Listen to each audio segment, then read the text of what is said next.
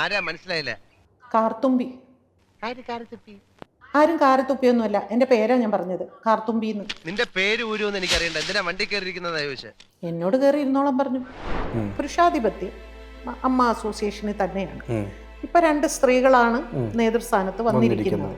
അതുകൊണ്ട് തന്നെ തീർച്ചയായിട്ടും ഞാൻ അമ്മ എന്ന് പറയുന്നത് ഇതുവരെ പറഞ്ഞിട്ടില്ലാത്ത ഒരു കാര്യം ഇപ്പൊ ഞാൻ ഈ LGBTQ വിഭാഗം ഇതുപോലെ വീട്ടിലേക്ക് കടന്നു വന്നാൽ അത് സമൂഹത്തിന് മോശം മെസ്സേജാണ് നൽകുന്നതെന്ന് പറയുന്ന ഒരുപാട് പേർ. ഒന്ന് ലക്ഷ്മി എന്ന് പറയുന്ന ഒരു വ്യക്തി ബിഗ് ബോസിൽ പറഞ്ഞിട്ട് ഇപ്പോൾ ഫൈസൽ മലബാർ പറഞ്ഞു. എന്താ ചേച്ചിയുടെ നിലപാട്? അതുപോലെ തന്നെ ചേച്ചി, ഈ സെന്റ് ത്രീസാസ് കുട്ടിയുടെ ഹിജാബ് വിഷയം ചേച്ചി ശ്രദ്ധയിൽപ്പെട്ടിട്ടുണ്ടോ? വലിയ ചർച്ചാ വിഷയമാണ്. ഹിജാബ് ധരിച്ചതിൻ്റെ പേരിൽ കുട്ടിയെ സ്കൂളിൽ നിന്ന് പുറത്താക്കുകയും അതിനുശേഷം കുട്ടിക്ക് വേറൊരു സ്കൂളിൽ പോയി വിദ്യാഭ്യസിക്കേണ്ട ഒരു സാഹചര്യമൊക്കെ വന്നിരുന്നു. എന്താ ചേച്ചിയുടെ നിലപാട്? മതമാണത്. നരേന്ദ്രമോദി ഒരു വർഗീയവാദിയായിട്ട് തോന്നുന്നുണ്ടോ? അല്ല, ഇതിന്റെ യാഥാർത്ഥ്യം അത്. അതായത് നീ പറഞ്ഞുകൊണ്ട് ഞാൻ വിശ്വസിക്കണമെന്നില്ലല്ലോ. ആണ്, ഞാൻ കാണിക്കട്ടെ. നീ പറയണ എല്ലാം ഞാൻ അങ്ങ് വിശ്വസിക്കണം. നിങ്ങളെ വിളിച്ചാൽ നിങ്ങൾ വരുമോ? പിന്നെ ഞാൻ നിങ്ങളെ വിളിക്കുകയാണ്, എനിക്ക് ഒന്ന് അയാളോട് ചോദ്യം ചെയ്യാൻ പോണം, വരുമോ? പിന്നെ പിന്നെ ഇതിനെ കുറിച്ച് കൂടുതൽ എന്നോട്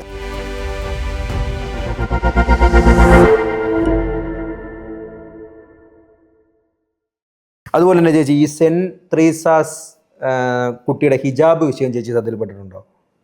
വലിയ ചർച്ചാ വിഷയമാണ്. ഹിജാബ് ധരിച്ചതിൻ്റെ പേരിൽ കുട്ടിയെ സ്കൂളിൽ നിന്ന് പുറത്താക്കുകയും അതിനുശേഷം കുട്ടിക്ക് വേറൊരു സ്കൂളിൽ പോയി വിദ്യാഭ്യസിക്കേണ്ട ഒരു സാഹചര്യമൊക്കെ വന്നിരുന്നു. എന്താ ചേച്ചിയുടെ നിലപാട്? പാസ്. അതെന്താ? അതിന് അഭിപ്രായമില്ലേ? അതെന്താ? മതമാണത്. മതം അല്ല, മതമാണെങ്കിൽ പോലും അതിൻ്റെ അകത്ത് പറഞ്ഞാൽ ഒരുപാട് പറയേണ്ടി. അല്ലേ ചേച്ചി, ഇഷ്ടമുള്ളത് ധരിക്കാനും ഇഷ്ടമുള്ളത് കഴിക്കാനും ഇഷ്ടമുള്ളത് പറയാനുള്ള അവകാശം നമുക്ക് ഭരണഘടന തരുന്നതല്ലേ? അത് ആദ്യം ആ കുട്ടിയുടെ അച്ഛൻ അതിൽ ഉറച്ചു നിൽക്കണം. അവരെന്തിനാ വേറെ സ്കൂളിലേക്ക് പോയത്? അവർക്ക് ആ കുട്ടിക്ക് ആ സ്കൂളിൽ തന്നെ കിട്ടുമായിരുന്നല്ലോ. സ്കൂളിൽ ആദ്യം ഈ ഇവിടെ പോകേണ്ട ആവശ്യം ഉണ്ടായിരുന്നുള്ളത്. പോകരുതായിരുന്നു. അങ്ങനെ പോകരുത്. അത് അയാളുടെ തെറ്റ്. അപ്പോൾ അത് അവിടെ നിന്ന് പോരാടി അവിടെ തന്നെ ആ കുട്ടിയെ ഇരുത്തണമായിരുന്നു. അത് പുള്ളി ചെയ്തില്ല. കറക്റ്റ്. അതായിരുന്നു അതിലെനിക്ക്. അതുകൊണ്ടാണ് എനിക്ക് അതിൽ അഭിപ്രായം പറയാൻ ബുദ്ധിമുട്ടെന്ന് പറയുന്നത്. അത് പോകരുത്. അത്തരത്തിൽ നിയമങ്ങളുള്ളത് കോടതി എന്തായാലും ആ കുട്ടിയെ അവിടെ ഇരുത്തണം. ഞാൻ ഫേസ്ബുക്കിൽ ഇങ്ങനെ തന്നെ കമന്റ് ഇട്ട ആളാ. അതായത് ഒന്നല്ലെങ്കിൽ പോകരുതായിരുന്നു, പോയി കഴിഞ്ഞാൽ അവിടെ ഇങ്ങനെ നിയമങ്ങളുണ്ടെങ്കിൽ പഠിക്കുക, അങ്ങനെ പഠിക്കുക. പിന്നെ അത് അതിന്റെ അവിടുത്തെ PTA പ്രസിഡന്റ് BJP സ്ഥാനാർത്ഥിയായിട്ട് ഇന്ന് മത്സരിക്കുകയാണ് എറണാകുളത്ത്. അപ്പോൾ അതിൻ്റെ അകത്തൊക്കെ എന്താണ് ഗൂഢത എന്നുള്ളതൊക്കെ ജനങ്ങൾ വിലയിരുത്തട്ടെ. വേടൻ വേട്ടയാടപ്പെടുന്നുണ്ട്. Yes or no? യെസ്, തീർച്ചയായിട്ടും. വേടൻ്റെ പാട്ടുകളും വേടനെ ഇഷ്ടമാണോ ചേച്ചിക്ക്? വേടനെ എനിക്കിഷ്ടം. അയാളുടെ പാട്ടിൽ അയാളുടെ ഒരു വിഭാഗത്തിന് വേണ്ടി അയാൾ പാടിക്കൊണ്ടിരിക്കുകയാണ്. അത് അയാളുടെ പോരാട്ടം അയാൾ പാട്ടിൽ കൂടിയാണ്. അയാൾ മറ്റുള്ളവർ പ്രസംഗത്തിൽ കൂടി പറയുന്നു, അയാളുടെ പാട്ടിൽ കൂടി പറയുന്നു. അതിൽ നമുക്ക് തെറ്റു പറയാൻ പറ്റില്ല.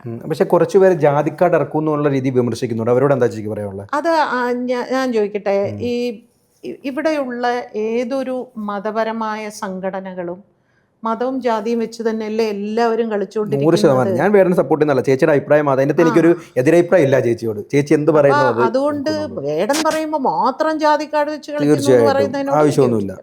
എല്ലാവരും അത് വെച്ച് തന്നെ കളിക്കുന്നത്. അതെ, അത്രേ ഉള്ളൂ. അതിൻ്റെ അങ്ങനെ കാണുന്നുള്ളൂ. പിന്നെ ഏറ്റവും താഴേക്കടയിൽ നിന്ന് ഒന്നുമില്ലായ്മയിൽ നിന്ന് വളർന്നു വരുന്ന ആള് അത് പറഞ്ഞാൽ എന്താ അല്ലേ തെറ്റ്? ഒന്നും പറയാനില്ല. സ്ത്രീ പീഡനത്തിന് ശിക്ഷയിൽ മാറ്റം വരണം. സ്ത്രീ പീഡനത്തിന് ശിക്ഷയിൽ മാറ്റം, അതായത് സ്ത്രീ പീഡനത്തിന് പ്രതിയാകുന്നവർക്ക് കൊടുക്കുന്ന ശിക്ഷയിൽ മാറ്റം വരണം. ഗൾഫ് കൺട്രികളിൽ അല്ലെങ്കിൽ മറ്റ് കൺട്രികളിലൊക്കെ കൊടുക്കുന്ന പോലെ ശക്തമായ ഒരു ശിക്ഷ ഇന്ത്യയിലും സ്ഥാപിക്കപ്പെടണം. അപ്പോൾ ശക്തമായ ശിക്ഷ വരണം എന്നുള്ളത് സത്യമാണ്. ശക്തമായ ശിക്ഷ എന്ന് ചേച്ചി ഉദ്ദേശിക്കുന്നത് എന്താണ്? ശക്തമായ 15 വർഷം ജയിലിലിട്ട് ഇഷ്ടം പോലെ ഫുഡും കൊടുത്ത് ചുമ്മാ ഈ ഗോവിന്ദസ്വാമിയൊക്കെ ഇങ്ങനെ ഇരുന്ന ഗോവിന്ദസ്വാമി ഇങ്ങനെ ആയ പോലെ ഇല്ലല്ലോ. പക്ഷെ അതില്ല. അടിസ്ഥാനപരമായ ജയിൽ എന്ന് പറയുന്നത് നമ്മുടെ നികുതി പണം എടുത്ത് അവനെ തിന്നാൻ കൊടുക്കുന്നതല്ലേ ഈ ശിക്ഷ. ഞാൻ അവനെ പട്ടിണി ഇച്ചിരി കൂടി സമാധാനമാണ് ഞാൻ പറയുന്നത്. ഈ ജയിൽ എന്ന് പറയുന്നത് യഥാർത്ഥത്തിൽ ഒരുത്തൻ നല്ലവനാകാൻ വേണ്ടി എന്നാണ് കോടതി അല്ലെങ്കിൽ നമ്മുടെ ഇതിൽ പറയുന്നത്. ഓക്കെ, അതിപ്പോ മാറി. അത് മാറിയിട്ട് എന്ത് വൃത്തികേട് കാണിച്ചവനെയും അവിടെ കൊണ്ടുപോയി സംരക്ഷിക്കുന്നു എന്നുള്ളൊരു തോന്നലാണ് നമ്മളുടെ എല്ലാവരുടെയും ഉള്ളിൽ. പക്ഷെ ഞാൻ 2-3 പ്രാവശ്യം ജയിലില് ഓണാഘോഷത്തിനും ഒക്കെ ഭക്ഷണം കഴിക്കാൻ ഞാൻ അവരോടൊപ്പം ഇരുന്നിട്ടുള്ള ഒരാളാണ്. സ്ത്രീകളുടെ ജയിലിലും പുരുഷന്മാരുടെ ജയിലിലും ഞാൻ പോയിട്ടുണ്ട്. അവിടെ ഒരുപാട് നല്ല ആളുകൾ ജീവിത സാഹചര്യം കൊണ്ട് തെറ്റ് സംഭവിച്ചു പോയവരുണ്ട്. ഈ പറയുന്ന മാതിരി കള്ളക്കേസിൽ കുടുങ്ങിയവർ അതിൻ്റെ ഉള്ളിൽ ജീവനെന്ന് അനുഭവിക്കുന്നവരുണ്ട്, അവർക്ക് പുറത്തു വരാൻ പറ്റാതെ. അപ്പൊ അവര് പറയാറുണ്ട്, ചേച്ചി ഇവിടെ നല്ല ഭക്ഷണമൊക്കെ തന്നെയാണ്, പക്ഷെ അടിസ്ഥാനപരമായിട്ട് ജയിലാണോ? നമ്മള് രാത്രിയാവുമ്പോൾ നമ്മളെ ഒരു കൂട്ടിനകത്തിട്ട് പൂട്ടുകയല്ലേ ചെയ്യുന്നത്. അപ്പൊ അതുകൊണ്ട് ജയിൽ അതിനകത്തിട്ട് ഭക്ഷണം കൊടുക്കുന്നു എന്ന് പറഞ്ഞിട്ട് കാര്യമില്ല. പക്ഷെ ഈ ശിക്ഷയുടെ കാലാവധി ഇനി എന്ത് നല്ല നടത്തയുടെ പേരിലാണെങ്കിലും അവരെ പുറത്തു വിടരുത് എന്നുള്ളതാണ് എൻ്റെ ഒരു പക്ഷം. കുറേ വർഷം 14 വർഷം കഴിയുമ്പോൾ അവനെ കൊണ്ട് ഇവിടെ ഒരു കുഴപ്പമില്ല കേട്ടോ, അവൻ നല്ല പയ്യനായിരുന്നു ഇത്രയും കാലം, കൊണ്ട് നമുക്ക് അവനെ പുറത്ത് വിട്ടു അങ്ങോട്ട് വിടും. പിന്നെ ആരെങ്കിലും കയറി പിടിക്കും, പ്രശ്നമാവും, പിന്നെയും തിരിച്ചു വരും. അതൊക്കെയാണ് മാറേണ്ടത്. അതാണ് ചോദിച്ചത്, ശിക്ഷയിൽ മാറ്റം വരണ്ടേ? നമ്മുടെ നിർഭയ കേസിൽ 19 വയസ്സായ ഒരു കുട്ടിയെ ശിക്ഷിക്കാതെ അല്ലേ അവനെ പുറത്തു വിട്ടത്. 3 വർഷം ജുവൈനൽ ഹോമിൽ നിന്ന് അവനെ പുറത്തു വന്നപ്പോൾ വേറൊരു ഗ്രൂപ്പ് അവന് തയ്യൽ മെഷീനൊക്കെ വാങ്ങിച്ച് അവനെ ഒരിടത്ത് സെറ്റിൽ ചെയ്യിച്ചു. പക്ഷേ എനിക്കറിയാൻ സാധിച്ചത് ഇപ്പോഴും അവൻ ചെയ്തത് ആ തെറ്റാണെന്ന് അവൻ മനസ്സിലാക്കിയിട്ടേ ഇല്ല. അപ്പോൾ എന്താണ് അതിൻ്റെ അർത്ഥം? അതാ നിയമം മാറണ്ടേ. അതുകൊണ്ടാ പറയണത്, അത് നമ്മള് അറബ് രാജ്യങ്ങളിലെ മാതിരി ഉള്ള ശിക്ഷ അങ്ങനെയൊന്നുമില്ല, അതൊന്നും ഞാൻ പറയുന്നില്ല. ഞാൻ പറയുന്നത് മരണം വരെ കഠിന തടവിന്, പ്രത്യേകിച്ച് ഏകാന്ത തടവെന്നൊക്കെ പണ്ടുണ്ടായിരുന്നു. അങ്ങനെയൊക്കെ അപ്പൊ മനസ്സിലാക്കണം, അവിടെ ഇരുന്ന് ആലോചിക്കണം, ചെയ്തത് ഡിപ്രഷൻ അടിച്ച് ഭ്രാന്താവണം അല്ലേ, ചെയ്തത് തെറ്റാണെന്ന് ഇങ്ങനെ ആലോചിച്ച് മരണം വരെ അവിടെ ജീവിക്കട്ടെ. 1ാം പിണറായി ഗവൺമെന്റിനേക്കാൾ മോശമാണ് 2ാം പിണറായി സർക്കാർ? Yes or no? നോ. 1ാം പിണറായിനേക്കാൾ നല്ലതാണ് 2ാം പിണറായി സർക്കാർ എന്നാണ് വിശ്വസിക്കുന്നത്. ഇച്ചിരി നല്ല 1ാം പിണറായി സർക്കാരല്ല, പൊതുവെ ഉള്ളൊരു അഭിപ്രായമാണ്. എൻ്റെ അഭിപ്രായം അങ്ങനെയാണ്. അല്ല, എനിക്ക് ക്ഷേമപ്രവർത്തനങ്ങൾ കൊണ്ടും ഇച്ചിരി കൂടി കുറച്ചുകൂടെ ഞാൻ നോക്കിയിട്ട് മൊത്തത്തിലുള്ള ഡെവലപ്മെന്റ്സും ഇതെല്ലാം 2ാം പിണറായി സർക്കാരിലാണ്. എന്താ ചേച്ചി ഡെവലപ്മെന്റ്സ് എന്താണ് കൂടുതലായിട്ട്? ഡെഫിനറ്റ്ലി ഇന്നിപ്പോ നമ്മുടെ കേരളത്തിൽ ഉടനീളം നിങ്ങൾ മറ്റുള്ള ഓരോ സംസ്ഥാനങ്ങളിലും പോയി സഞ്ചരിച്ചു നോക്ക്. നമ്മുടെ ഇവിടെ സഞ്ചരിച്ചിട്ടേ നമുക്ക് അവിടെ ചെല്ലുമ്പോൾ അതിന്റെ വ്യത്യാസം മനസ്സിലാവും. അവിടെ എല്ലാ റോഡിന്റെ കാര്യത്തിലാണെങ്കിലും, റോഡിന്റെ കാര്യത്തിൽ തമിഴ്നാട് കർണാടക റോഡുകളല്ലേ നിങ്ങൾ സംസാരിക്കണം മുഴുവൻ ഹൈവേയെ കുറിച്ചല്ലേ സംസാരിക്കുന്നത്. ടൗണിനകത്ത് കാണുന്നുണ്ടോ? നമ്മുടെ ഇവിടെ നോക്ക്, ഹൈവേ എന്ന് പറയുന്നത് എപ്പോഴും സെൻട്രൽ ഗവൺമെന്റ്, അത് സംസ്ഥാന സർക്കാരിന്റെ കീഴിലല്ല അല്ലേ. അപ്പൊ അതുകൊണ്ട് നമ്മൾ ഹൈവേയെ കുറിച്ച് സംസാരിക്കണ്ട. സിറ്റിക്കകത്ത് നോക്കൂ, എസ്പെഷ്യലി ട്രിവാൻഡ്രം തന്നെ. ഞാനിപ്പോ കോട്ടയത്ത് പോയപ്പോഴും കോഴിക്കോട് പോയപ്പോഴും തിരുവനന്തപുരത്ത് കാണുമ്പോഴും എല്ലാം എനിക്ക് ആ ഡെവലപ്മെന്റ്സ് എനിക്കത് നന്നായിട്ട് മനസ്സിലാവുന്നുണ്ട്.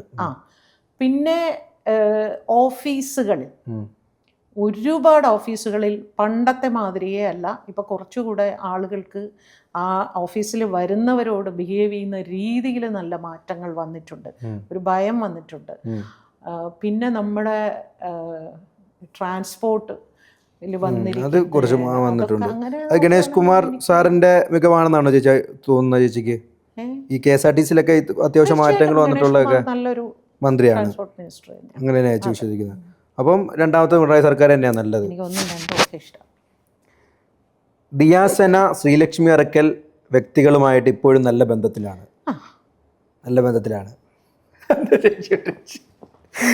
അതിന് മാത്രം അല്ലെങ്കിൽ എല്ലാം വ്യക്തിയോട് നല്ല ബന്ധത്തിലാണ്.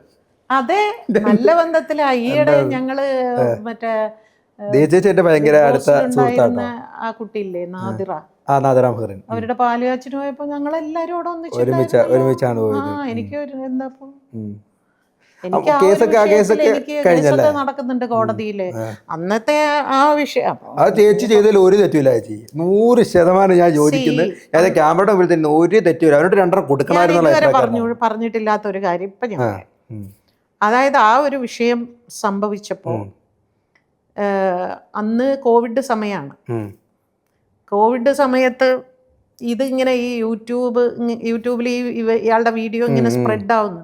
അപ്പൊ ആളുകൾ ഇങ്ങനെ എന്നെ വിളിച്ച് പറയുന്നുണ്ട് ഇങ്ങനെ വളരെ മോശമായിട്ട് ഭാഗ്യച്ചിയെ കുറിച്ച് ഇങ്ങനെ. അപ്പൊ പലരും ഇങ്ങനെ പറയുന്നുണ്ട്. അപ്പൊ ഞാൻ സോ കോൾഡ് നമ്മൾ പറയുന്ന ഫെമിനിസ്റ്റുകൾ പലരെയും ഞാൻ വിളിച്ചിട്ട് ഞാൻ പറഞ്ഞു, അതിൽ സുഗതകുമാരി ചേച്ചിയും എന്നെയും മറ്റു പലരെ കുറിച്ച് പറഞ്ഞിട്ടുണ്ട്.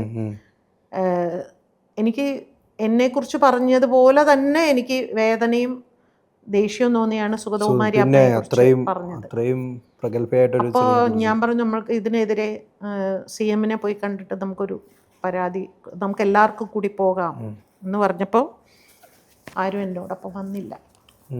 ശരി, ഒരു ഫെമിനിസ്റ്റുകളും എന്നോടൊപ്പം വന്നില്ല. അപ്പം ഞാൻ പറഞ്ഞു, എന്നാൽ നമുക്ക് മുഖ്യമന്ത്രിയെ കാണാൻ പോവാന്ന് പറഞ്ഞപ്പോഴാണ് അവരാരും വന്നില്ല. പിന്നെ ഞാൻ പറഞ്ഞു, നമുക്ക് ഒരു പത്രസമ്മേളനം നടത്താം. അപ്പോഴും പറഞ്ഞു, ഇല്ല, അത് ബുദ്ധിമുട്ടാണ്, പറ്റൂല എന്ന് പറഞ്ഞു. അപ്പം ചോദിക്കുന്നവർ നിങ്ങൾക്ക് ഒറ്റയ്ക്ക് പോയി പറഞ്ഞൂടെ എന്ന് ചോദിക്കും. പക്ഷേ ആ സമയത്ത് കോവിഡ് ആയതുകൊണ്ട് തന്നെ നമുക്ക് അത്ര പെട്ടെന്ന് CM-ൻ്റെ അടുത്തേക്ക് എത്താനൊന്നും പറ്റില്ല. അതുകൊണ്ട് മെയിൽ അയച്ചു. പക്ഷെ ഞാൻ വല്ലാതെ ഒരു മാനസികാവസ്ഥയിലേക്ക് പോയി. അപ്പം ഞാൻ ശരി, ഇയാളോടൊന്ന് ചോദിക്കാൻ പോകാം എന്ന് പറഞ്ഞു ഒറ്റയ്ക്ക് പോകാനിരിക്കുമ്പോഴാണ് ദിയ എന്നെ വിളിക്കുന്നത്. അപ്പം ഞാൻ എന്നോട് പറഞ്ഞു, ചേച്ചി ഇങ്ങനെ ഞങ്ങൾ പോവുകയാണ്, അങ്ങനെയാ പറഞ്ഞു. ദിയ പോകുന്നു എന്നാണ് എന്നോട് പറഞ്ഞത്. അപ്പം ഞാൻ പറഞ്ഞു, ഞാൻ പോകാൻ ഇരിക്കുകയാണ്, ഞാൻ എന്തപ്പോൾ കുട്ടികൾക്കൊക്കെ ഭക്ഷണം കൊടുത്തു, ഞാൻ ഇറങ്ങുകയാണ് എന്ന് പറഞ്ഞപ്പോൾ അവള് പറഞ്ഞു, ചേച്ചി അങ്ങനെ ഒറ്റയ്ക്ക് പോകണ്ട, ഞാൻ വരും ചേച്ചിയുടെ കൂടെ. എനിക്ക് അതുവരെ എനിക്ക് ദിയെ അറിയില്ല. അതുവരെ എനിക്ക് ദിയ ആരാന്ന് എനിക്ക് അറിയില്ല. അപ്പൊ ഞാൻ വിചാരിച്ചു, ഏതോ ഒരു പെൺകുട്ടി. അവള് പറയുന്നു, ചേച്ചി ഞാനും വരാം ചേച്ചിയോടൊപ്പം. അങ്ങനെയാണ് ഈ വിഷയത്തിൽ അവൾക്ക് ഇതിൽ ഇടപെടേണ്ട ഒരു കാര്യമില്ലായിരുന്നു. കാരണം അവളെ കുറിച്ച് അയാളൊന്നും പറഞ്ഞിട്ടില്ല. എന്നിട്ടും അവൾ എന്തിനാണ് അതിറങ്ങി? ഇവിടെയുള്ള എത്രയോ നമ്മൾ ഈ പറയുന്ന ഫെമിനിസ്റ്റുകളോ ഒരാള് വരാത്തിടത്താണ് അവള് വന്നത്. ശ്രീലക്ഷ്മിയെ കുറിച്ച് എന്തെങ്കിലും പറഞ്ഞിട്ടുണ്ടോ? ശ്രീലക്ഷ്മിയെ കുറിച്ച് അയാൾ ആ വീഡിയോയിൽ വല്ലതും ഒന്നും പറഞ്ഞിട്ടില്ല. അവർ രണ്ടുപേരും വന്നത് ആർക്ക് വേണ്ടിയാ? എനിക്കും സുഗതകുമാരി ചേച്ചിക്കും വേണ്ടി, അല്ലെങ്കിൽ സ്ത്രീകൾക്ക് വേണ്ടി, അല്ലേ? അതുകൊണ്ട് തന്നെ എന്നോട് ഒരുപാട് പേര് പിന്നെ അവരുടെ കൂടെ പോയതിന് എന്നോട് വളരെ ഇതായിട്ട്, നിങ്ങൾ ചെയ്ത നല്ല കാര്യം, പക്ഷെ അവരുടെ കൂടെ പോയി ഞാൻ പറഞ്ഞു, നിങ്ങളെ വിളിച്ചാൽ നിങ്ങൾ വരുമോ? അത്രേ ഉള്ളൂ ചോദ്യം. പിന്നെ ഒരുപാട് സിനിമയിലുള്ള പലരും എന്നോട് ചോദിച്ചു. ഞാൻ ചോദിച്ചു, ശരി, ഞാൻ നിങ്ങളെ വിളിക്കുകയാണ്, എനിക്ക് ഒന്ന് അയാളോട് ചോദ്യം ചെയ്യാൻ പോകണം, വരുമോ? ഇല്ല, അത് വരില്ല. അത് ശരി, പിന്നെ ഇതിനെ കുറിച്ച് കൂടുതൽ എന്നോട് സംസാരിക്കണ്ട. ഇപ്പൊ ഞാൻ അത് സൊസൈറ്റിയോടും അത് തന്നെയാണ് ഞാൻ 100% ഇത്തരത്തിൽ പ്രവർത്തനം ചെയ്യുന്നവന്റെ ചെവിക്കല്ലിനിട്ട് കൊടുക്കണം എന്നുള്ള അഭിപ്രായക്കാരനാണ് ഞാൻ. ഇതെല്ലാവരും ഇച്ചുകൂടി ചെയ്യണമായിരുന്നു. ഞാൻ എന്താ ചേച്ചി ചാട്ടൊക്കെ വരച്ച് കയറിയിട്ട് മോന്തക്കെട്ടൊക്കെ രണ്ടെണ്ണം കൊടുത്തിട്ട് ഉരുട്ടണമെന്ന് അവിടെ ഇട്ടെന്നാണ് എൻ്റെ അഭിപ്രായം. കാരണം എന്ത് വൃത്തികേടാ പറഞ്ഞത്, എന്തിനു കേട്ടുകൊണ്ടിരിക്കുന്നു? നിയമപരമായിട്ട് പോയിരുന്നെങ്കിൽ ഒരു കാരണവശാലും പുള്ളിക്ക് പറഞ്ഞ ശിക്ഷയൊന്നും കിട്ടാൻ പോകുന്നില്ല. എന്ത് കിട്ടാൻ പോകുന്നു? മാക്സിമം എന്താ കിട്ടാൻ പോകുന്നത്? എന്താ, അവഹേളിച്ചു, സ്ത്രീത്വത്തെ അവഹേളിച്ചു എന്ന് പറഞ്ഞൊരു കേസ് കൊടുക്കാം എന്നുള്ളതല്ല. അതിൻ്റെ പേരെ ചുമ്മാ ചേച്ചി കൊടുക്കേണ്ടത് കൊടുക്കണം എന്നുള്ള അഭിപ്രായക്കാരൻ തന്നെയാണ് ഞാൻ. അത്രേ ഉള്ളൂ. അതിനകത്ത് കൂടുതൽ ഇനി അഭിപ്രായങ്ങൾ പറയാം. കേസ് കോടതിയിലാണ്, അതുകൊണ്ട് കൂടുതൽ അഭിപ്രായം പറയണ്ട, അത്രേ ഉള്ളൂ. പിന്നെ ഒറ്റ ചോദ്യം കൂടി ഉള്ളൂ, പിന്നെ ഒരു പിക്കപ്പ് എണ്ണും കൂടെ നമ്മൾ അവസാനിപ്പിക്കുക. പിക്കപ്പ് ചുമ്മാ ഇങ്ങനെ പറഞ്ഞു പോയാൽ മതി. ഒരു BJP കേരളത്തിൽ അധികാരത്തിൽ വരുമോ? Yes or no? ഉടനെ ഒന്നും വരില്ല. ഉടനെ ഒന്നും വരില്ല എന്ന് പറഞ്ഞാൽ ചിലപ്പോൾ വന്നേക്കാം. അതെന്ത് വരാം, പിന്നെന്താ? ഒരു കാലത്തും വരില്ല എന്ന് പറയാൻ പറ്റുമോ? BJP വരില്ല എന്ന് നമുക്ക് വിശ്വസിച്ചുകൂടെ? കാരണം കേരളത്തിന്റെ ഒരു ജിയോഗ്രഫിക്കൽ അറ്റ്മോസ്ഫിയറും അല്ലെങ്കിൽ നമ്മുടെ ഒരു പൊളിറ്റിക്കൽ അറ്റ്മോസ്ഫിയർ ഇങ്ങനെ ഇതൊക്കെ മാറി മറിയും നമുക്കറിയില്ല. ജനങ്ങൾ എങ്ങനെ മാറുന്നു അതുപോലെ ഇരിക്കും. അതാണ് ഞാൻ മനസ്സിലാക്കുന്ന ഒരു കാര്യം. ഇപ്പോൾ കൂടുതൽ എനിക്ക് രാഷ്ട്രീയം പറയാൻ താല്പര്യമില്ല, അതുകൊണ്ട് തന്നെ ഞാൻ പറയുന്നില്ല. ഇപ്പൊ എന്തായാലും ഇപ്പോ ഇരിക്കുന്ന ഒരു സിറ്റുവേഷൻ വരില്ല. BJPയുടെ വർഗീയ രാഷ്ട്രീയം കേരളത്തിൽ വന്നാൽ കേരളത്തിന് അത് ഗുണകരമാവില്ല എന്ന് ചേച്ചി വിശ്വസിക്കുന്നുണ്ടല്ലോ? തീർച്ചയായിട്ടും തകരും, കേരളം തകരും, അല്ലേ? തീർച്ചയായിട്ടും. അതായത് ഇന്ത്യ പല രീതിയിൽ തകരുന്നത് പോലെ കേരളത്തിലും ഈ ഹിന്ദു മുസ്ലിം ക്രിസ്ത്യൻ വെർഡിക്റ്റുകൾ ഉണ്ടാവും, അല്ലേ? പിക്കപ്പ് അണ്ടേക്ക് അടക്കാം. അതായത് 2 പേരുടെ അല്ലെങ്കിൽ 3 പേരുടെ പേര് പറയാം. അതിന്റെ തൊരെണ്ണം ചേച്ചിക്ക് ഉണ്ട്. അത് പലത് എന്ത് വേണമല്ലോ ആവും, എന്ത് വേണമല്ലോ ഒരു സെഗ്മെന്റ് ആണ് പിക്കപ്പ്. ജഗദീഷ് ശ്രീകുമാർ ഓർ ഇന്നസെന്റ് ആയിട്ടാണ് കൂടുതൽ ഇഷ്ടം. Harisree Ashokan or Salim Kumar? Salim Kumar. Manikuttan or Rajith sir or Akhil Marar? 3 പേരും ഇല്ല. 3 പേരെ ഇഷ്ടമില്ല. അത് പ്രത്യേകം എഴുതി വെച്ചേക്കണം കേട്ടോ. 3 പേരെ ഇഷ്ടമില്ല. ശോഭന ഓർ ഉർവശി? ഉർവശി. അത് എല്ലാവരും പറയും ചേച്ചി. ഈ ഉർവശി ചേച്ചി വേഴ്സറ്റൈൽ ആക്ട്രസ്സാണ്. അതുപോലെ തന്നെ വേറെ ആർക്കും ചെയ്യാൻ പറ്റാത്ത റോളുകൾ ഉർവശി ചേച്ചി കൊണ്ട് മാത്രം. അങ്ങനെയാണോ അത്? ചേച്ചി സ്വാഭാവികമായിട്ടും ശബ്ദം കൊടുത്താളെന്ന രീതിയിൽ കിച്ചു കൂടി മനസ്സിലാക്കുമല്ലോ. ശോഭന ചേച്ചിയാണോ ഉർവശി ചേച്ചിയാണോ മികച്ച ആക്ട്രസ് എന്ന് ചോദിച്ചാൽ ചേച്ചി ആരെ പറയും? ഉർവശി ചേച്ചി തന്നെയാണ്, ഒരു ഡൗട്ടും ഇല്ല അതിൻ്റെ അകത്ത്. ഇന്ത്യയിലെ ഏറ്റവും നല്ല നടിയാണ് ഉർവശി എന്ന് കമലഹാസൻ പറഞ്ഞിട്ടുണ്ട്. അതെ അതെ, തീർച്ചയായും. അതിനപ്പുറമൊന്നുമില്ല. അതെ അതെ. ചിത്ര ചേച്ചി ഓർ സുജാത ചേച്ചി? KS Chithra or Sujatha? എനിക്ക് 2 പേരെ ഇഷ്ടം. അല്ലേ, ഒരാളെ പറയാം. അത് പറ്റില്ല. അതെ, അപ്പൊ പോയി സെഗ്മെന്റ് പോയി, നശിച്ച സെഗ്മെന്റ്. എനിക്ക് അറിയേണ്ട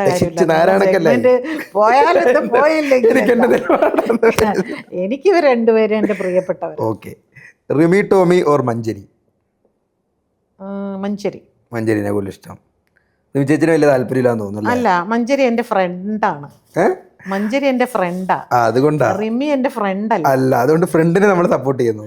ഡെഫിനറ്റ്ലി. മാത്രമല്ല നല്ല ഗായികയല്ലേ മഞ്ചരി. അതാണ് സൂപ്പർ അടിപൊളി ഗായിക. Dasettan or Jayettan or Sreekumar? MG Sreekumar. Dasettan typical. Kochi or Calicut or Trivandrum? Kochi or Calicut. Kozhikode or Thiruvananthapuram? Thiruvananthapuram. നമ്മൾ തിരുവനന്തപുരംകാരാ, അവിടെ തിരുവനന്തപുരം ഇഷ്ടം. ഞാൻ തിരുവനന്തപുരംകാരിയല്ല, അതറിയാം. അല്ല, ചെന്നൈ ആണല്ലോ അല്ലേ? ചെന്നൈ പാലക്കാട്ടുകാരിയാ. എന്നിട്ട് ഞാൻ തിരുവനന്തപുരം എന്നാ പറയുന്നത്. അല്ല, ചേച്ചി ഇവിടെ വർഷങ്ങളായില്ലേ താമസിക്കാൻ തുടങ്ങിയിട്ട്? 40 വർഷമായില്ലേ? 40 വർഷമായി. എന്നിട്ട് ഇതെങ്ങാനും ഇഷ്ടമല്ല എന്ന് പറഞ്ഞാൽ ഒന്ന് ആലോചിച്ച് നോക്ക്.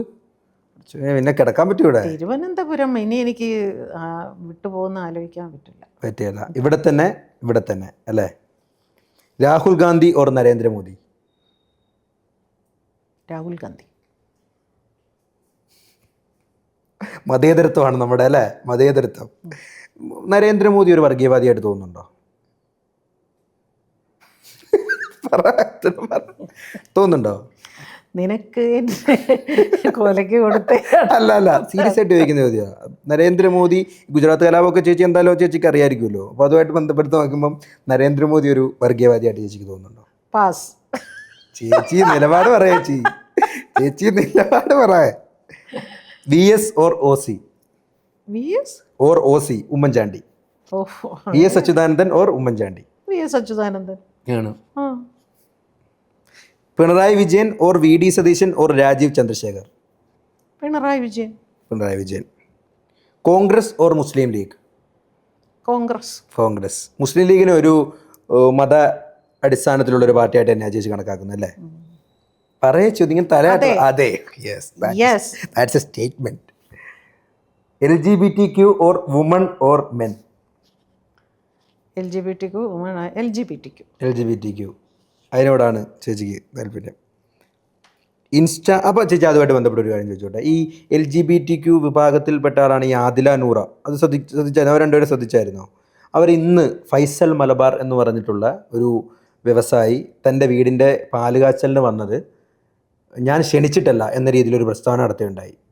ഞാൻ ക്ഷണിച്ചിട്ടൊന്നുമല്ല, അത് എൻ്റെ സമൂഹത്തിന് മോശമായിട്ടുള്ള എൻ്റെ അതായത് ഫൈസൽ മലബാർ എന്ന് പറയുന്ന വ്യക്തിയുടെ വീട്ടിലേക്ക് അവർ കടന്നു ചെന്നത് സമൂഹത്തിനൊരു മോശം മെസ്സേജാണ് കൊടുക്കുന്ന രീതിയിലൊരു പ്രസ്താവന നടത്തി. എന്നിട്ട് പുള്ളി പോസ്റ്റ് ഡിലീറ്റ് ചെയ്തു. ഫൈസൽ മലബാർ മനസ്സിലായി? മലബാർ ഗോൾഡിൻ്റെ ഓണർ ഫൈസൽ മലബാർ.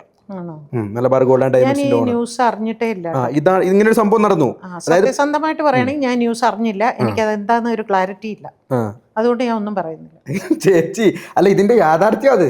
നീ പറഞ്ഞുകൊണ്ട് ഞാൻ വിശ്വസിക്കണമെന്നില്ലല്ലോ. ഞാൻ കാണിക്കട്ടെ. നീ പറയണ എല്ലാം ഞാൻ അങ്ങ് വിശ്വസിക്കണം. ഇത് യാഥാർത്ഥ്യം. കള്ളം പറയുവോ ചേച്ചിയുടെ മുമ്പിൽ ഇരുന്ന്? അതൊരു ക്യാമറയുടെ മുമ്പിൽ ഇരുന്ന്. ഞാൻ ഇന്നല്ലേ കാണുന്നേ. അതാണ്. എന്നാലും 2 മണിക്കൂർ കൊണ്ട് ചേച്ചി എന്നെ മനസ്സിലാക്കിയല്ലോ ചേച്ചി. വിഷമമുണ്ട് കേട്ടോ എനിക്ക്. കുന്നോളം ഉണ്ട് കേട്ടോ സങ്കടങ്ങള്. 10 വർഷമായാലും ഞാൻ വിശ്വസിക്കില്ല ചേച്ചി. അപ്പം എന്താ അതല്ല അതിൻ്റെ അല്ല പോട്ടെ. ഫൈസൽ മലബാറിനെ നമ്മൾ മാറ്റി നിർത്തി. ഈ ലക്ഷ്മി ഫൈസൽ മലബാർ അതെല്ലാം മാറ്റിക്കോ. ഈ LGBTQ വിഭാഗം ഇതുപോലെ വീട്ടിലേക്ക് കടന്നു വന്നാൽ അത് സമൂഹത്തിന് മോശം മെസ്സേജാണ് നൽകുന്നതെന്ന് പറയുന്ന ഒരുപാട് പേർ. ഒന്ന് ലക്ഷ്മി എന്ന് പറയുന്ന ഒരു വ്യക്തി ബിഗ് ബോസിൽ പറഞ്ഞിട്ട് ഇപ്പോൾ ഫൈസൽ മലബാർ പറഞ്ഞു. എന്താ ചേച്ചിയുടെ നിലപാട് അതിൻ്റെ? അങ്ങനെ പറയരുത്. അവർ മനുഷ്യരാണ്. കാരണം അവർ LGBTQ എന്നൊരു വിഭാഗത്തിൽ വരാനുള്ള കാരണം അവർ സ്വയം തിരഞ്ഞെടുത്തൊരു സാധനമല്ല. അവർക്കത് ജന്മനാ കിട്ടിയ ഒരു പ്രശ്നമാണത്. അത് അവരെങ്ങനെയാണോ ജനിക്കുന്നത് അവരങ്ങനെ തന്നെ ജീവിക്കാനുള്ള എല്ലാ സ്വാതന്ത്ര്യവും അവർക്ക് ഈ ഭൂമിയിലുണ്ട്. എന്തിനാണ് അവരെ ഇങ്ങനെ മാറ്റി നിർത്തണം എന്ന് പറയുന്നതെന്ന് എനിക്ക് അതുകൊണ്ട് തന്നെ ഞാൻ LGBTQ സപ്പോർട്ട് ചെയ്യുന്നത്. എനിക്ക് ഒരുപാട് ട്രാൻസ്ജെൻഡേഴ്സ് ഫ്രണ്ട്സ് ഉണ്ട്. LGBTQയിലുള്ള എല്ലാ വിഭാഗത്തിലുള്ള ആൾക്കാരുമായിട്ടും എനിക്ക് നല്ല അടുപ്പമുണ്ട്. Insta or FB or YouTube കൂടുതൽ ഇഷ്ടം? ഇൻസ്റ്റ. ഓ, ഇപ്പൊ ഞങ്ങളുടെ മാർഗത്തിലേക്ക് വന്നല്ലേ. Traditional or western? Traditional or western? Mixed ആണ് ഞാൻ. രണ്ടും കൂടെ മിക്സ്ഡ് ആണ്. കുറച്ച് ട്രഡീഷൻ ഇഷ്ടപ്പെടും, കുറച്ച് വെസ്റ്റേൺ. അതുപോലെ ഈ FBയിൽ മൊത്തം ഈ അമ്മാവന്മാരാന്ന് പറയുന്നത് ഉള്ളതാണോ ചേച്ചി? അറിയത്തില്ല. ഞാൻ തിരഞ്ഞു നോക്കാൻ പോയിട്ടില്ല. ചുമ്മാ ചേച്ചിയുടെ എന്തെങ്കിലുമൊക്കെ പറയുന്നത് ട്രിഗർ ചെയ്യാൻ നോക്കുന്ന ഒന്നും നടക്കുന്നില്ല. സങ്കടമുണ്ട് എനിക്ക്. പണം ഓർ സൗഹൃദം? പണം ഓർ സൗഹൃദം? പണം ഉണ്ടെങ്കിൽ എല്ലാം വരും. യാഥാർത്ഥ്യം തന്നെയാണ്. പണം ഉണ്ടെങ്കിൽ എല്ലാം നമ്മുടെ കൈക്കുള്ളിൽ വരും അല്ലേ? പണമല്ലേ ചെയ്യുമ്പോൾ. അങ്ങനെ ചേച്ചിക്ക് ഏത് പ്രായത്തിലാണ് ചേച്ചി ആദ്യം 10 വയസ്സിൽ മനസ്സിലാക്കി എന്നുള്ളത് ചേച്ചി പറഞ്ഞു കഴിഞ്ഞു. എങ്കിൽ പോലും നമുക്കൊരു അനുഭവങ്ങൾ ഉണ്ടാവുമല്ലോ, അതായത് പണത്തിന്റെ വില അറിഞ്ഞ അങ്ങനത്തെ എന്തെങ്കിലും ഒരു മുഹൂർത്തം അല്ലെങ്കിൽ ഒരു ദാമ്പത്യ ജീവിതത്തിൽ നിന്ന് പുറത്ത് കിടന്നപ്പോഴാണ് എനിക്ക് അതിന്റെ വാല്യൂ മനസ്സിലായത്. എന്തെങ്കിലും ഒരു ഒറ്റപ്പെട്ട് ഒരു സ്ത്രീ ഒറ്റയ്ക്ക് ഒരു ഡിസിഷൻ എടുക്കുമല്ലോ. ഞാൻ എടുത്ത ഡിസിഷൻ ആണല്ലോ എനിക്ക് ഇനി അവിടെ വേണ്ട. അങ്ങനെ ഒരു ഡിസിഷൻ എടുക്കുമ്പോൾ നമുക്ക് നമ്മുടെ കയ്യിൽ പൈസ ഉണ്ടെങ്കിൽ സമൂഹം നമ്മളുടെ കൂടെ നിന്നോളൂ. അങ്ങനെ എഴുതുണ്ടല്ലോ അല്ലേ? ഇപ്പം ഞാൻ മദ്രാസിലായിരുന്ന സമയത്ത് എൻ്റെ വീട്ടിൽ നിന്ന് പല പ്രശ്നങ്ങൾ കൊണ്ട് ഞാൻ ഇറങ്ങിയിട്ടുണ്ട്. ആ സമയത്തും എന്നോടൊപ്പം ആളുകൾ നിന്നത്. അന്ന് ഞാൻ ഒരുപാട് സിനിമകൾ ഡബ് ചെയ്യുന്നുണ്ട്, എനിക്ക് പൈസ ഇഷ്ടം പോലെ കിട്ടുന്നുണ്ട്. ദാമ്പത്യത്തിൽ നിന്ന് ഇറങ്ങുമ്പോഴും ഞാൻ ഒരുപാട് സിനിമകൾ ചെയ്യുന്നുണ്ട്, ഞാൻ ഇഷ്ടം പോലെ സമ്പാദിക്കുന്നുണ്ട്. അപ്പം ഒരാളെ സമൂഹം അളക്കുന്നത് അവൻ്റെ ചെയ്യാൻ പാടില്ലാത്തൊരു കാര്യമാണെങ്കിലും അതാണ് ഇവിടുത്തെ ഒരു അവസ്ഥ. Night life or day life? Night life. Negative or positive? നെഗറ്റീവായിട്ട് വരുന്ന കമൻസുകളാണോ പോസിറ്റീവായിട്ട് വരുന്ന കമൻറ്റുകളാണോ കൂടുതൽ നമ്മളെ ബാധിക്കുന്നത്? അല്ല, കമന്റ് ഞാൻ നോക്കൂല, എന്തേലും കാണിക്കട്ടെ. അതൊക്കെ ഓരോരുത്തരുടെ വ്യക്തിപരമായ അഭിപ്രായം. അത് നമ്മൾ ലോകത്തെ തിരുത്താനൊന്നും പോകണ്ട. നമുക്ക് ചുറ്റിലും 10 പേരുണ്ടെങ്കിൽ 10 അഭിപ്രായം, അത്രേ ഉള്ളൂ. WCC ഓർ അമ്മ? അത് ബന്ധപ്പെട്ട് എനിക്ക് കുറച്ച് ചോദ്യങ്ങൾ ചോദിക്കാനുണ്ട്. അമ്മ. ഞാനൊരു ചേച്ചി WCC പറയുന്നത് എന്താ? അമ്മേനെ തന്നെ ഇഷ്ടം. അമ്മ ഒരുപാട് നല്ല കാര്യം ചെയ്യുന്നുണ്ട്. പക്ഷെ അമ്മേനെ എന്താ ഇത്രയും ക്രൂശിക്കുന്നത് തോന്നിയിട്ടുണ്ടോ ചേച്ചിക്ക്? ഒത്തിരി ക്രൂശിക്കുന്നവർ തോന്നുന്നുണ്ടോ? അതെപ്പോഴും അവിടെയാണല്ലോ ഏറ്റവും കൂടുതൽ എന്താ പറയുന്നത് കുറച്ച് പുരുഷാധിപത്യം കൂടുതൽ സ്വാഭാവികമായിട്ടും അമ്മയിലാണ്. അതില്ല എന്ന് പറയാൻ പറ്റില്ല. പുരുഷാധിപത്യം അമ്മ അസോസിയേഷനിൽ തന്നെയാണ്. ഇപ്പൊ 2 സ്ത്രീകളാണ് നേതൃസ്ഥാനത്ത് വന്നിരിക്കുന്നത്. അതുകൊണ്ട് തന്നെ തീർച്ചയായിട്ടും ഞാൻ അമ്മ എന്ന് പറയുന്ന ഒരു സംഘടനയെ പൂർണ്ണമായിട്ടും ഞാൻ സപ്പോർട്ട് ചെയ്യും. കാരണം അവരെന്തെങ്കിലുമൊക്കെ ചെയ്യും എന്നൊരു പ്രതീക്ഷ. അതിനും അപ്പുറം ഒരുപാട് നല്ല കാര്യങ്ങൾ അമ്മ എന്ന് പറയുന്ന സംഘടന ചെയ്യുന്നുണ്ട്. ഒന്ന്, കൈനീട്ടം എന്ന പേരിൽ എല്ലാവർക്കും 60 വയസ്സ് കഴിഞ്ഞ എല്ലാവർക്കും ഏകദേശം 500-ലധികം പേര് ആ കൈനീട്ടം വാങ്ങുന്നവരുണ്ട്. 5 ലക്ഷം രൂപ വരെയുള്ള മെഡിക്കൽ ഇൻഷുറൻസ് അവർ കൊടുക്കുന്നുണ്ട്. അപ്പോൾ ഒരു കുറവുണ്ടെങ്കിലും ഗുണം എന്താണുള്ളത് അവിടെ എന്ന് നമ്മൾ നോക്കുക. കുറവെന്താ ചേച്ചി?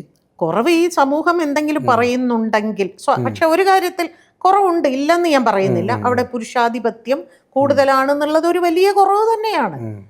അത് ഇതുവരെയും അങ്ങനെയാണ് ആ സംഘടന പോയിക്കൊണ്ടിരുന്നത്. ഇപ്പൊ സ്ത്രീകൾ അവിടെ കൂടുതൽ കമ്മിറ്റിയിലുണ്ട്. പക്ഷെ അവർ അപ്പൊ ഞാൻ വനിതാധിപത്യമാണ് എന്ന് പറഞ്ഞാലോ? വനിതാധിപത്യം എന്ന് ഇപ്പം പറയുന്നത് സ്ത്രീകളാണല്ലോ കൂടുതൽ. അല്ല, ഞാൻ ചോദിക്കട്ടെ, പുരുഷന്മാർ കൂടുതലുള്ളപ്പം ചേച്ചി പറഞ്ഞു പുരുഷാധിപത്യമാണ്. അപ്പം ഞാൻ പറയാണ് ഇപ്പം വനിതകളാണല്ലോ ചേച്ചി കൂടുതൽ. ഭയങ്കര വനിതാധിപത്യമാണല്ലോ. ഇല്ല, ഒരിക്കലും അവിടെ ഞാൻ പറയാം, ഇതുവരെ കമ്മിറ്റിയിൽ ഉണ്ടായിരുന്നവരെല്ലാം മലയാള സിനിമയിൽ വളരെ വലിയ പൊസിഷനിൽ ഉണ്ടായിരുന്നവരാണ് കമ്മിറ്റിയിൽ ഉണ്ടായിരുന്നത്. അതുകൊണ്ട് തന്നെ ജനറൽ ബോഡിയിൽ ഞാൻ ആ സംഘടനയിൽ മെമ്പർ അല്ലാത്തത് കൊണ്ട് എനിക്ക് ആധികാരികമായി ചേച്ചി 2 പടത്തിൽ അഭിനയിച്ചില്ലേ? എനിക്ക് വേണ്ടാത്തോണ്ടല്ലേ.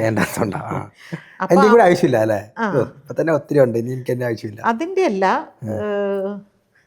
എനിക്ക് എൻ്റെ ജീവിതത്തിൽ ഇന്ന് വരെ എനിക്ക് ജോലി ചെയ്തിട്ട് എനിക്ക് പൈസ കിട്ടാത്തതിൻ്റെ ഒരു പ്രശ്നം ഉണ്ടായിട്ടില്ല. ഇല്ല, സംഘടന വാസ്തവത്തിൽ എന്തിനാണ് വേതനം വാങ്ങിത്തരാന്ന്. പിന്നെ വെൽഫെയർ എന്ന് പറഞ്ഞാൽ ഇൻഷുറൻസും അതൊക്കെ ഞാൻ സ്വയം തന്നെ ഉണ്ടാക്കി വെച്ചിട്ടുണ്ട്. തീർച്ചയായിട്ടും. പിന്നെ ഞങ്ങളുടെ ഫെഫ്ക എന്ന് പറയുന്ന തൊഴിലാളി സംഘടന ഉണ്ട്, അവിടെ ഇതെല്ലാം നമുക്ക് കിട്ടുന്നുണ്ട്, അതും കിട്ടുന്നുണ്ട്. അപ്പൊ എനിക്ക് ഇനി വീണ്ടും അവിടെ പോയിട്ട് ആ 5000 രൂപയും കൂടെ എനിക്ക് വാങ്ങാൻ എനിക്ക് താല്പര്യമില്ല. എനിക്ക് ആ ഇൻഷുറൻസും വേണ്ട. പിന്നെ എൻ്റെ ഒരു സ്വഭാവം അനുസരിച്ച് എന്തെങ്കിലും ഉണ്ടെങ്കിൽ ഞാൻ എഴുന്നേറ്റ് ഇരുന്ന് മുഖത്ത് നോക്കി വല്ലതൊക്കെ വിളിച്ച് പറയും. അപ്പൊ അത് അവർക്ക് പിടിക്കില്ല. അപ്പൊ അങ്ങോട്ട് പോകാതിരിക്കുന്നതല്ലേ നല്ലത്. നമ്മൾ വല്ലതും കണ്ട നമുക്ക് വെറുതെ ഇരിക്കാൻ പറ്റില്ലല്ലോ.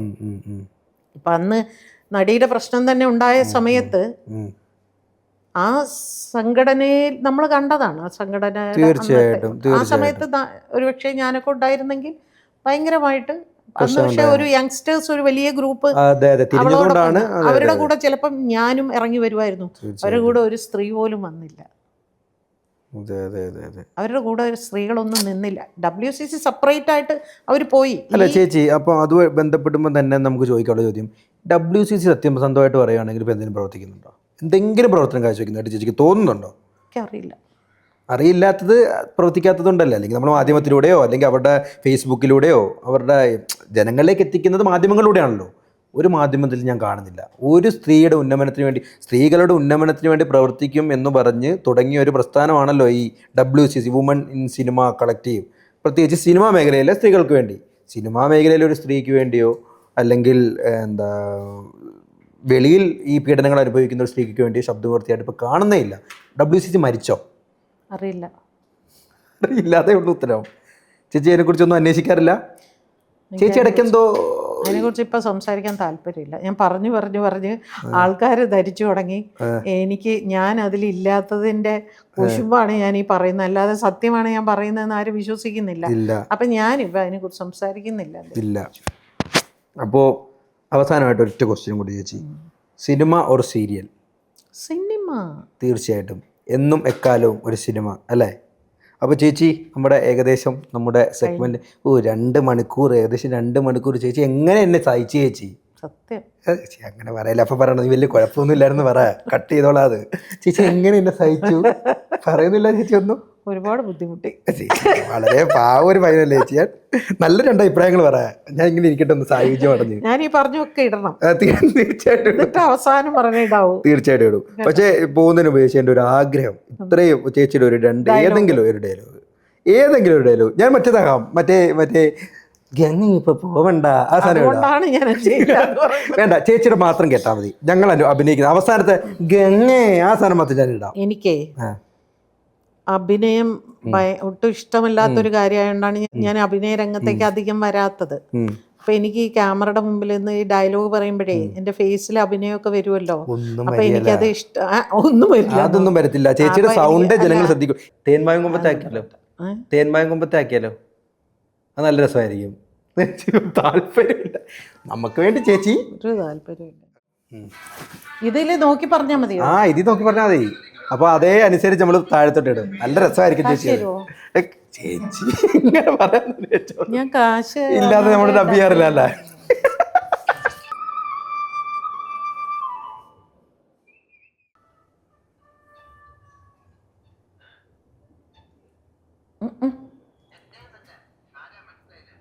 കാർത്തുമ്പി.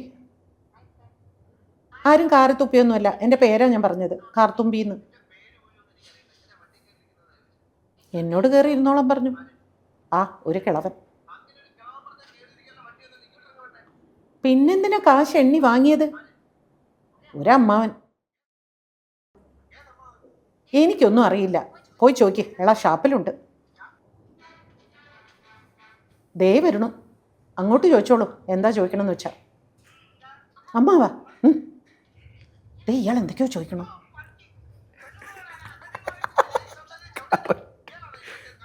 അയ്യോ, എൻ്റെ അമ്മ കാശൊന്നും വാങ്ങിയില്ല. ഇത് എൻ്റെ അമ്മാവനാ. അമ്മ കാശ് വാങ്ങിയെന്ന് പറഞ്ഞത് സത്യമാ. അമ്മാവൻ കാശ് വാങ്ങിയെന്നല്ല ഞാൻ പറഞ്ഞത്. എൻ്റെ അമ്മാവൻ കാശ് വാങ്ങിയെന്നല്ല ഞാൻ നോണച്ചീതെങ്ങനെ വിളിച്ചാലുണ്ടല്ലോ. ഞാൻ പറഞ്ഞത് നേര് തന്നെയാ. ഇത് എൻ്റെ അമ്മാവനാ. പണം വാങ്ങിയത് വേറൊരു അമ്മാവനാ. അയാൾ പറഞ്ഞിട്ടാ ഞാൻ ഇവിടെ കയറിയിരുന്നത്. അതൊക്കെ പോട്ടെ, ഇതൊക്കെ ചോദിക്കാൻ താനാരാ? തനിക്കറിയാമേ, എന്നോട് താൻ ആരാണെന്നും ഞാൻ കള്ളു കുടിച്ചിട്ട് ഓരോ തോന്നിയ ദിവസം പറയുന്നു. നിങ്ങളെ വിശ്വസിച്ച് വന്ന് എന്നെ വേണം പറയാൻ. ഓക്കേ, ദേ വരണു. അടിപൊളി, എൻ്റെ ആഗ്രഹം സഫലീകരിച്ചു. എന്താ ഇതിട്ട് വെച്ചേ ചേച്ചി, ഇത്രയും അനുഭവ സമ്പത്തും ഇത്രയും സേവനം, ഒരു 50 വർഷം എന്നൊക്കെ പറഞ്ഞാൽ 5 പതിറ്റാണ്ടുകൾ ഇങ്ങനെ മലയാളത്തിൽ തിളങ്ങി നിന്ന ചേച്ചിയോടൊപ്പം ഇങ്ങനെ ഒന്ന് ഇരിക്കാൻ കഴിഞ്ഞതെന്ന് എൻ്റെ വലിയൊരു ഭാഗ്യമായിട്ട് ഞാൻ കണക്കാക്കുന്നു. ഭയങ്കര ആഗ്രഹമായിരുന്നു എനിക്ക് ചേച്ചിയോടൊരു ഇൻ്റർവ്യൂ. കാരണം നിലപാടുള്ളവരോട് എനിക്ക് ഭയങ്കര സ്നേഹമാണ്. ചേച്ചിക്ക് നിലപാടുണ്ട്, അതാണ് ചേച്ചിയുള്ള ഏറ്റവും. ചേച്ചി ഡബ്ബിംഗ് ആർട്ടിസ്റ്റ് ആണെന്നുള്ളതിനേക്കാൾ എനിക്ക് ചേച്ചിയുള്ള സ്നേഹവും ഇഷ്ടവും ബഹുമാനം എന്ന് പറയുന്ന ചേച്ചിയുടെ നിലപാടുകളാണ്. അതിനിയും തുടർന്ന് തന്നെ ചേച്ചി മുന്നോട്ട് കൊണ്ടുപോകണം. ഞങ്ങൾക്ക് എല്ലാവർക്കും ഒരു റോൾ മോഡലായിട്ട് ചേച്ചി ഇങ്ങനെ തന്നെ തിളങ്ങി പ്രകാശിച്ച് അടിപൊളിയായിട്ട് നിൽക്കട്ടെ എന്ന് ആത്മാർത്ഥമായിട്ട് ആശംസിക്കുന്നു. എല്ലാവിധ അനുഗ്രഹം ഉണ്ടാകട്ടെ. ചേച്ചി എങ്ങനെയുണ്ടായിരുന്നു ഇൻ്റർവ്യൂ? കൊള്ളാം, നന്നായിട്ടുണ്ട്.